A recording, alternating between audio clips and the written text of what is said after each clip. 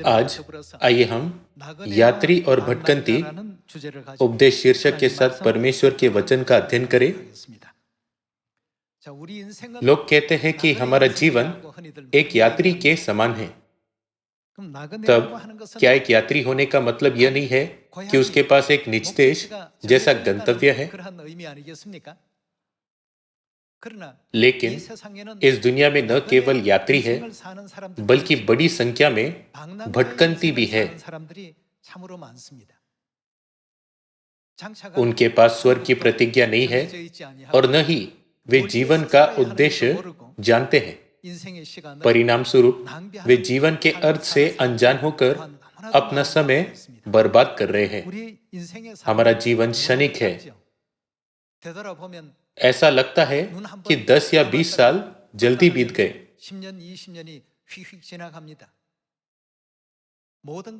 सब कुछ प्रकाश की चमक के समान गुजर जाता है। क्या आप सहमत नहीं हैं? इस संबंध में इब्रानियों अध्याय 11 में लिखा है कि हमारे विश्वास के पूर्वज पृथ्वी पर यात्रियों के रूप में रहते थे। चूंकि उनके मन में हमेशा स्वर्ग का राज्य था, इसलिए उन्होंने खुद का वर्णन यात्रियों के रूप में किया। जिन लोगों के पास विश्वास होता है, वे ऐसे भावों का उपयोग करते हैं। फिर भी ऐसे लोग भी हैं जो स्वर्ग के राज्य के बारे में नहीं सोचते। उन्हें न तो परमेश्वर पर विश्वास है और न ही स्वर्ग की आशा है। बाइबल की शिक्षाओं के अनुसार यह कहना मुश्किल है कि ऐसे लोग इस पृथ्वी पर यात्री हैं। तब हमें उनके जीवन की तुलना किससे करनी चाहिए? हम कह सकते हैं कि ये लोग भटकंती हैं, जो नहीं जानते कि उन्हें कहाँ जाना चाहिए। वे लक्ष्यहीन होकर भटक रहे हैं। इन भटकंतियों को जगाना और सही मार्ग पर उनकी अगुवाई करना हमारा मिशन है, ताकि हम एक साथ स्वर्ग के राज्य में वापस जा सके। क्या हमें ऐसे कारणों के लिए पहले सत्य में नहीं बुलाया गया है? संयुक्त राज्य अमेरिका की मेरी पिछली यात्रा के दौरान मैंने कुछ देखा। अमेरिका के साथ साथ दक्षिण अमेरिका और यूरोप में शहरों के अंदर कई कब्रिस्तान थे, जो कोरिया में काफी असामान्य हैं। मैं हैरान था। जब मैंने कई कब्रों को देखा तो मैंने अपने साथ आए अध्यक्ष से पूछा, यह जगह क्या है? और उन्होंने उत्तर दिया, यह कब्रें हैं।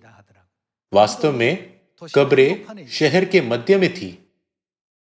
जैसे ही मैंने उनकी ओर देखा, मैंने सोचा, आखिरकार सभी मनुष्य अंत में उनके अंदर होंगे। लोग कितने भी शक्तिशाली और धनी क्यों न हो, वे अंत में मुट्ठी भर धूल बन जाएंगे।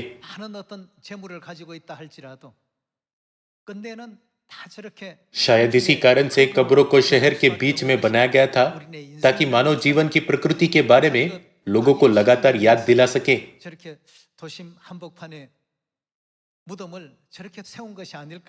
मैंने मूल इरादे को नहीं देखा, लेकिन यह विचार मेरे मन में आया। जब हम इस मामले पर विचार करते हैं, तो हम धनी व्यक्ति और लाजर के बारे में यीशु की शिक्षा के बारे में सोचते हैं। धनी मनुष्य और लाजर के दृष्टांत में एक धनी व्यक्ति था जिसने इस पृथ्वी पर अपने जीवन का आनंद लिया था।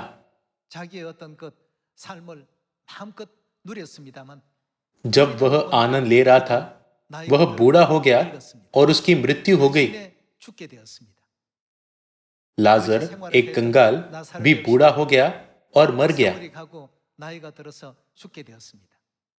लेकिन वे दोनों अलग अलग जगह चले गए। तभी उन्होंने पाया कि मृत्यु हर चीज का निष्कर्ष नहीं थी, बल्कि एक नए अध्याय का प्रारंभिक बिंदु थी। लाजर ने नई दुनिया में प्रवेश किया, जिसे स्वर्ग का राज्य कहा जाता है, और धनी व्यक्ति ने नरक नामक नई दुनिया में प्रवेश किया। जब इस पृथ्वी पर हमारे जीवन का अंत हो जाता है, तो अनंत दुनिया आती है। दो प्रकार के जीवन उनकी प्रतीक्षा कर रहे थे, अनंत खुशी की दुनिया और अनंत पीड़ा की दुनिया।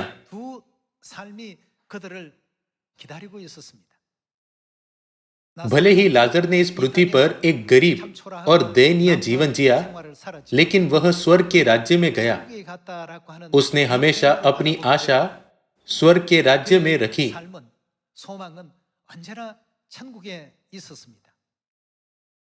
चूंकि उसके पास स्वर्ग की आशा थी, इसलिए उसने एक यात्री के रूप में अपना जीवन जिया। उसका मानना था कि जब वह अपने सच्चे घर लौटेगा, तो एक बेहतर दुनिया में एक बेहतर जीवन उसके सामने प्रकट होगा। दूसरी ओर धनी व्यक्ति उस तरह से नहीं जीता था। उसके पास कोई गंतव्य नहीं था। वह बस अपने दिन प्रतिदिन के जीवन का आनंद लेता था, अपने धन को भव्यता से खर्च करता था और दूसरों पर अधिकार जताता था। चूंकि उसने इस तरह का जीवन जिया, तो बाद में जब वह बूढ़ा हुआ, वह बीमार हुआ और अंत में मर गया। लेकिन एक घटना हुई। उसने सोचा था कि मृत्यु हर चीज का अंत होगी, लेकिन एक अनंत दुनिया उसकी प्रतीक्षा कर रही थी। कितना अच्छा होता यदि एक अच्छी दुनिया उसका इंतजार कर रही होती, लेकिन जो उसके लिए इंतजार कर रही थी, वह एक दयनीय दुनिया थी। वह इतनी गंभीर रूप से पीड़ित हुआ कि उसने परमेश्वर से पूछा, कृपया एक उंगली के सिरे को पानी में भिगोकर मेरी जीभ को ठंडा करे। वह दंड, पीड़ा और दर्द से नहीं बच सका। चूंकि हम आज इस मामले की जांच करते हैं, तो इब्रानियों अध्याय 11 के वचनों को याद करना बहुत महत्वपूर्ण है, जो हमें सिखाते हैं कि हम पृथ्वी पर यात्री हैं। इस दुनिया में अनगिनत भटकंती है। हमें उन भटकंतियों से कहना चाहिए, हम इस दुनिया में सिर्फ भटकने के लिए पैदा नहीं हुए हैं। हम इस पृथ्वी पर यात्री हैं और जल्दी हम हमारे स्वर्गीय घर लौटेंगे। इस तरह हमें उन्हें उनकी असली पहचान को समझने देना चाहिए। क्या कोई है जो नरक जाने के लक्ष्य के साथ अपना जीवन जीता है? कोई नहीं है। अतः चूंकि बहुत से भटकंती है, इसलिए हमें उन्हें स्वर्ग के राज्य के बारे में बताना चाहिए। हमें उनके साथ आशा से भरा संदेश साझा करना चाहिए कि अनंत स्वर्ग के राज्य में लौटने के लिए हमें किस तरह के कार्य करने चाहिए। आइए हम यूहन्ना की पुस्तक अध्याय 14 में लिखे गए परमेश्वर के वचन पर एक नजर डालें। यूहन्ना अध्याय 14 में यीशु कहते हैं, तुम्हारा मन व्याकुल न हो, परमेश्वर पर विश्वास रखो और मुझ पर भी विश्वास रखो। मेरे पिता के घर में बहुत से रहने के स्थान हैं। यदि न होते तो मैं तुमसे कह देता, क्योंकि मैं तुम्हारे लिए जगह तैयार करने जाता हूँ। और यदि मैं जाकर तुम्हारे लिए जगह तैयार करूँ, तो फिर आकर तुम्हें अपने यहाँ ले जाऊंगा, कि जहाँ मैं रहूं वहाँ तुम भी रहो।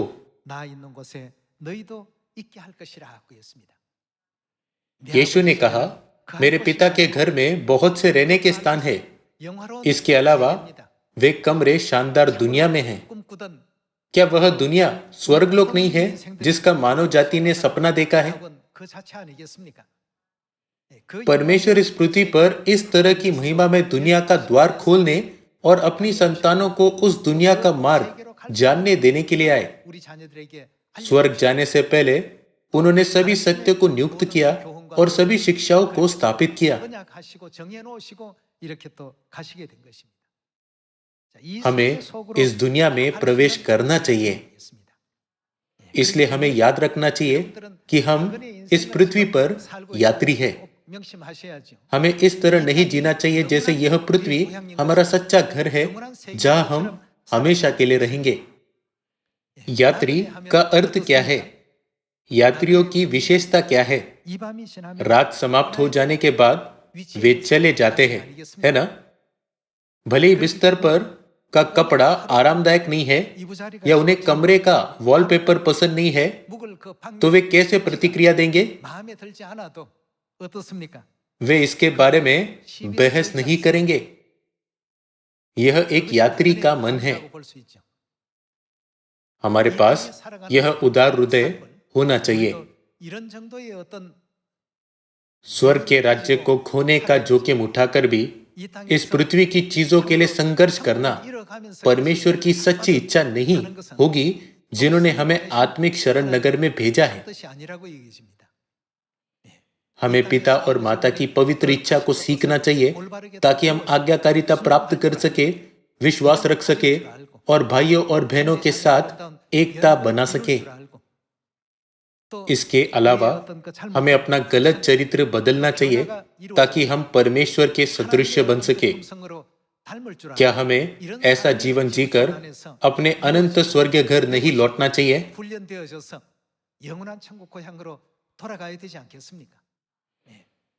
जो लोग इस तरह का जीवन जीने को स्वेच्छुक हैं, वे खुद को यात्री कहने के योग्य हैं।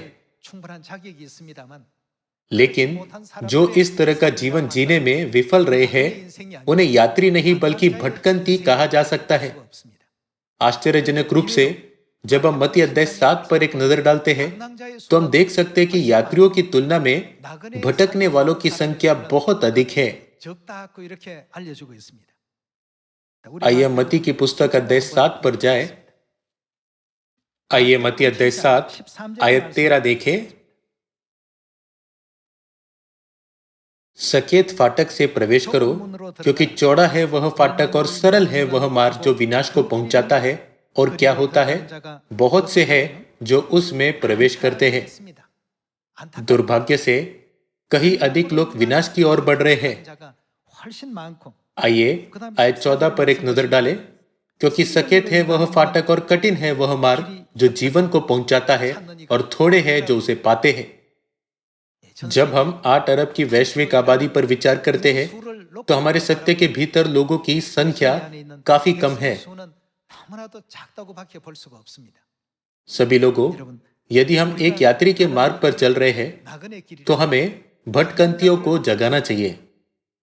हमें भटकने वालों को जगाना चाहिए और स्वर्गीय देश में उनकी अगुवाई करनी चाहिए, ताकि हम वहां एक साथ लौट सके। क्या इसलिए हमें प्रचार नहीं करना चाहिए? वे नहीं जानते, लेकिन हम जानते हैं। चूंकि हम जानते हैं, इसलिए हमें उन लोगों को सिखाना चाहिए जो नहीं जानते। क्या यह परमेश्वर की इच्छा नहीं है? मानव जीवन वास्तव में क्षणिक है, इसलिए इसे अक्सर एक पत्ते पर ओस की बूंद के रूप में वर्णित किया जाता है। आइए हम पहला पत्रस की पुस्तक अध्याय 1 खोलें। हमें यह कभी नहीं सोचना चाहिए कि यह पृथ्वी हमारा अनंत घर है।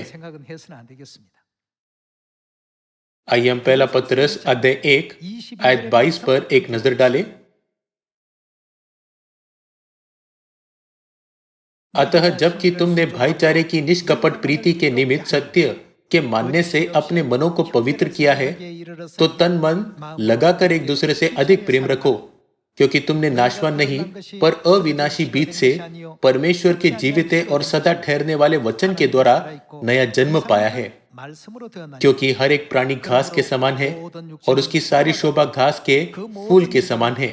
घास सूख जाती है और फूल झड़ जाता है, परंतु प्रभु का वचन युगानुग स्थिर रहता है। और यही सुसमाचार का वचन है जो तुम्हें सुनाया गया था। बाइबल सभी लोगों के बारे में क्या कहती है? सभी लोग उस घास के समान है जो सूख जाती है। बाइबल उनकी महिमा की तुलना किससे करती है? उनकी महिमा उन फूलों की तरह है जो थोड़ी देर के लिए खिलते हैं और फिर गिर जाते हैं। क्या ये चीजें लंबे समय तक रहती है? नहीं। क्या यह लाक्षणिक रूप से नहीं समझाती कि वे हमेशा के लिए नहीं रह सकते? हमें इस क्षणिक जीवन के लिए नहीं तरसना चाहिए, बल्कि अनंत दुनिया का पीछा करना चाहिए। भले ही लाजर ने इस पृथ्वी पर एक कठिन जीवन जिया, लेकिन जब उसने अनंत दुनिया में प्रवेश किया तो एक पूरी तरह से अलग जीवन खुल गया। उसे परमेश्वर की बाहों में ले जाया गया और स्वर्ग के महिमा में राज्य में सदा के लिए दिलासा दिया गया।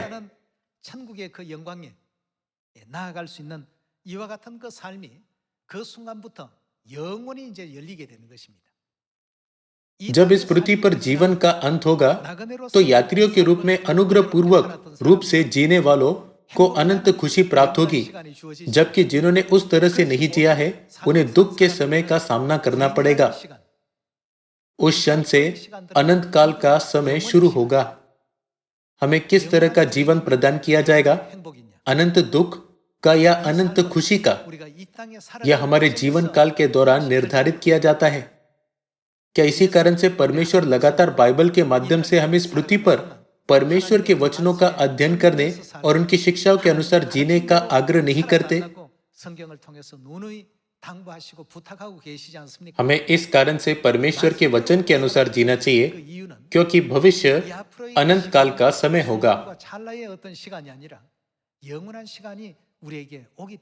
प्रथम चर्च के संतों ने इस पर दृढ़ता से विश्वास किया, इसलिए अनंत काल के समय की ओर देखते हुए उनके पास सभी सतावों, कठिनाइयों और क्लेशों के बावजूद कठिनाइयों और बाधाओं पर जय पाने का विश्वास था।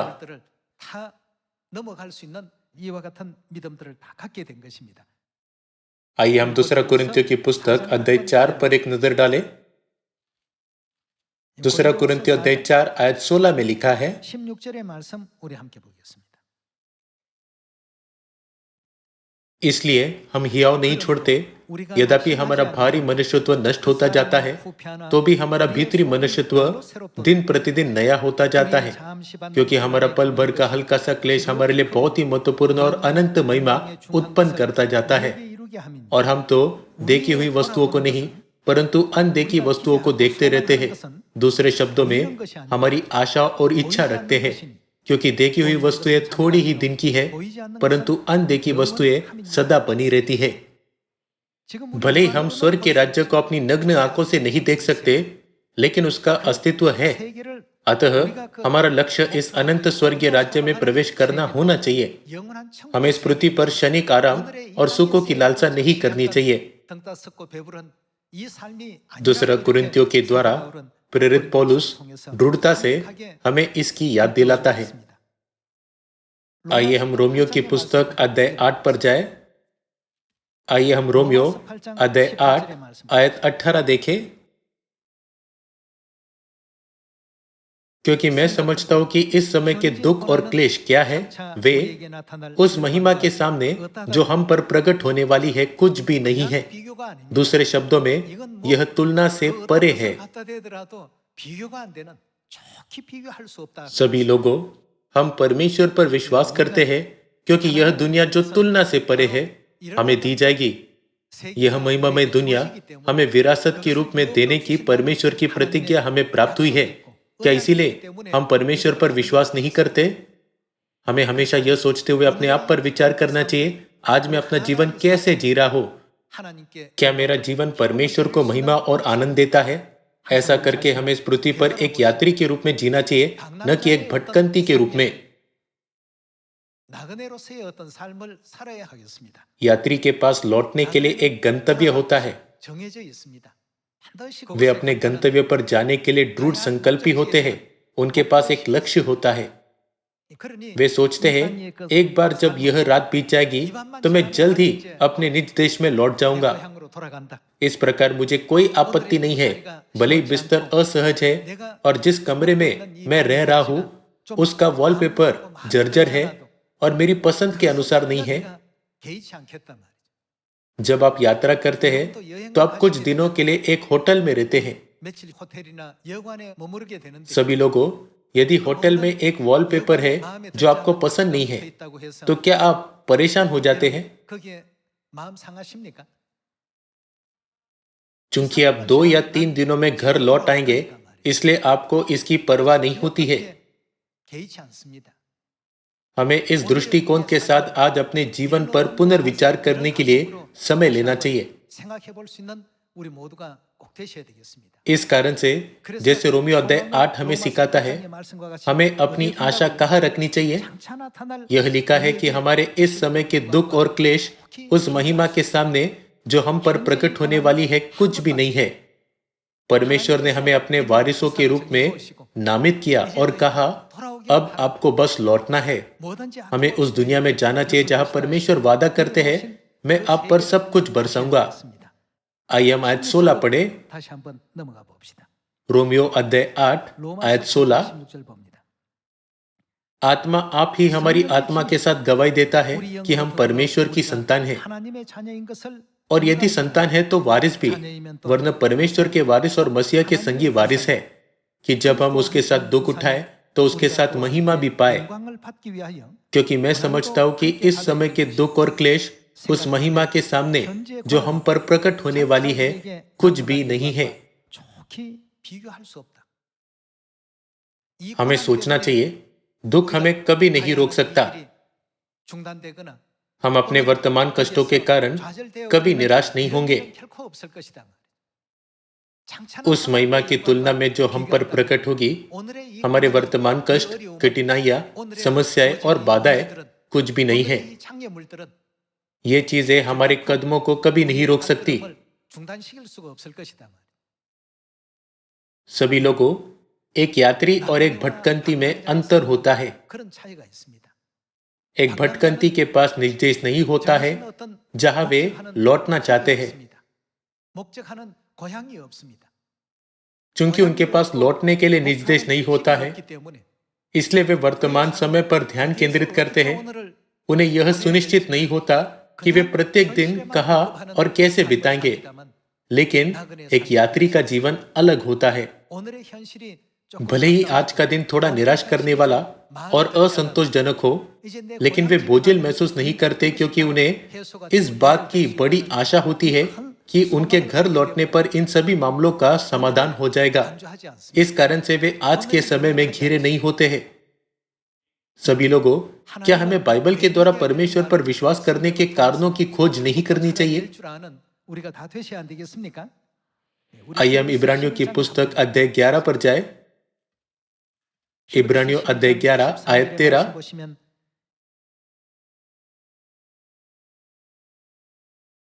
ये सब विश्वास ही की दशा में मरे और उन्होंने प्रतिज्ञा की हुई वस्तुएं नहीं पाई, पर उन्हें दूर से देखकर आनंदित हुए और मान लिया कि हम पृथ्वी पर। उन्होंने इस पृथ्वी पर अपनी स्थिति का वर्णन कैसे किया? परदेशी और भारी है। ये सब कौन है? यदि हम ऊपर से पढ़े तो वे आयत 11 में सारा को, आयत 8 में अब्राहम को, आयत 7 में नूह को और आयत 4 में हबील को संकेत करते हैं। यह विश्वास के कई पूर्वजों का जीवन है। इन सभी लोगों ने जो परमेश्वर पर विश्वास करते थे, स्वीकार किया कि हम इस पृथ्वी पर यात्री है। किसी दिन हम हमारे निज देश वापस जाएंगे। सभी लोगों, इस कारण से उन्होंने अपनी आशा कहाँ रखी? उन्होंने अपनी आशा अनंत राज्य में रखी। वे आज के समय के साथ घिरे नहीं थे। पहला थिस्सलुनीकियों अध्याय 5 के अनुसार हमें हमेशा आनंदित रहना चाहिए, निरंतर प्रार्थना करनी चाहिए और हर बात में धन्यवाद देना चाहिए। ऐसा करते हुए हमें गर्व करना चाहिए कि हम परमेश्वर में हैं और आश्वस्त होना चाहिए कि हमने उद्धार प्राप्त किया है। हमें दुनिया भर के सभी लोगों के सामने गर्व करना चाहिए कि हम परमेश्वर के बेटे और बेटियां हैं। क्या हमें ऐसा विश्वास का जीवन नहीं जीना चाहिए? सिकंदर महान ने 33 साल की छोटी उम्र में अपनी आखिरी इच्छा छोड़ी थी। 3 महाद्वीपों एशिया, अफ्रीका और यूरोप पर विजय प्राप्त करने वाले एक उल्लेखनीय विजेता के रूप में लोगों को उसकी इच्छा के बारे में उच्च उम्मीदें थी। लोगों ने मान लिया था कि वह एक भव्य अंतिम इच्छा छोड़ेगा, लेकिन उसने आश्चर्यजनक रूप से एक सरल संदेश छोड़ा। जब मेरी मृत्यु होगी तो कृपया मेरे एक हाथ को ताबूत से बाहर रहने देना। यह उसका अंतिम अनुरोध था। सभी हैरान थे।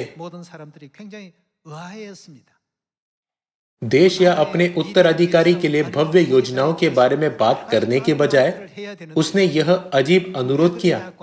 जब लोगों ने उससे पूछा तो उसने समझाया कि वह दूसरों को यह बताना चाहता है कि उसके जैसा वीर विजेता भी इस पृथ्वी पर खाली हाथ आया और उसे खाली हाथ जाना पड़ा।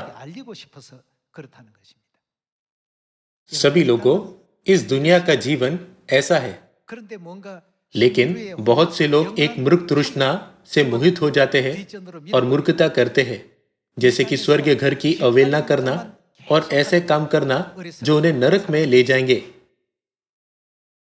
फिर भी परमेश्वर को इन लोगों पर दया आई। उन्होंने हमें स्वर्ग के राज्य में प्रवेश करने का मार्ग सिखाया और हमें निर्देश दिया कि जो लोग नहीं जानते उन्हें इस समाचार का प्रचार करें। क्या यह हमारे लिए परमेश्वर की इच्छा नहीं है? आइए हम प्रकाशित वाक्य की पुस्तक अध्याय 22 में एक और आयत देखें।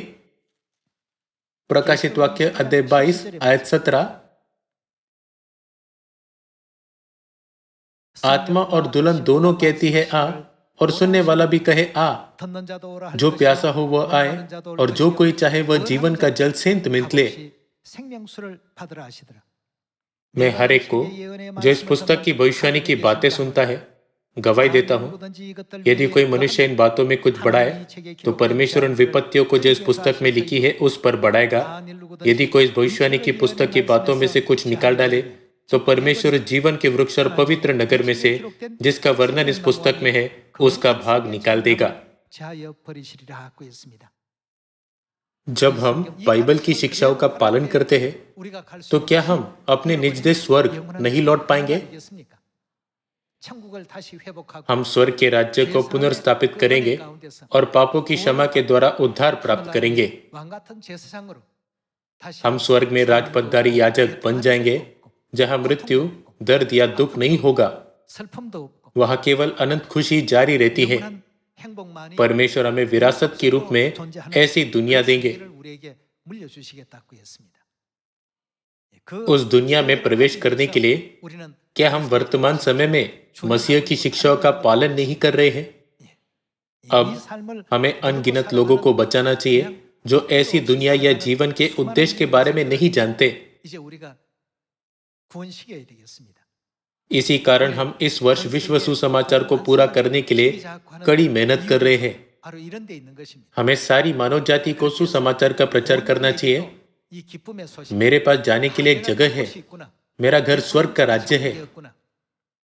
मेरे पिता परमेश्वर अनसंग है और मेरी माता नई यरूशलेम स्वर्गीय माता है। मेरे सच्चे परिवार के सदस्य सियोन में हैं। हमें लगन से लोगों को प्रचार करना चाहिए ताकि वे सभी इसे महसूस कर सके। हमें उनसे कहना चाहिए हमारा जीवन 70 या 80 साल बाद खत्म नहीं होता। अनंत जीवन की दुनिया में हमारी अगुवाई करने के लिए परमेश्वर ने हमें फस, नई वाचा और 3 बार में 7 पर्वों के बारे में सिखाया है। वह सियोन में हमारा इंतजार कर रहे हैं। क्या हमें इस तरह से दूसरों का मार्गदर्शन नहीं करना चाहिए? हम भटकंती नहीं है। हम जानते हैं कि हम कहाँ जा रहे हैं। हम इस पृथ्वी पर दौरा करने वाले यात्री हैं। यह वही बात है जो इस पृथ्वी पर रहने वाले विश्वासियों ने कही थी। विश्वास के एक भी पूर्वज ने नहीं कहा यह पृथ्वी मेरा अनंत निवास स्थान है, मैं यहां सदा के लिए रहूंगा। क्या यह नहीं दिखाता है कि मानव जाति इस पृथ्वी पर सदा के लिए नहीं रह सकती? क्या सभी लोग आखिरकार इस पृथ्वी को नहीं छोड़ेंगे? यहां तक कि प्रसिद्ध राष्ट्रपतियों, प्रसिद्ध व्यापारियों और सम्मानित विद्वानों ने भी इस दुनिया को छोड़ दिया। जल्दी हम पिता और माता की महिमा के द्वारा एक क्षण में बदल जाएंगे और अपने स्वर्गीय घर लौट जाएंगे। यह दिन दूर नहीं है, क्योंकि स्वर्ग का राज्य बहुत निकट है।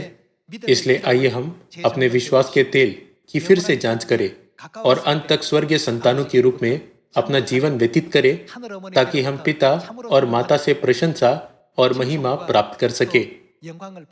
आपने बहुत अच्छा किया है, आपने बढ़िया काम किया है। आप सभी को पश्चाताप में सभी आत्माओं की अगुवाई करने और एक साथ स्वर्ग के राज्य में प्रवेश करने के लिए कहते हुए मैं इस उपदेश को समाप्त करना चाहूंगा। आपका बहुत बहुत धन्यवाद।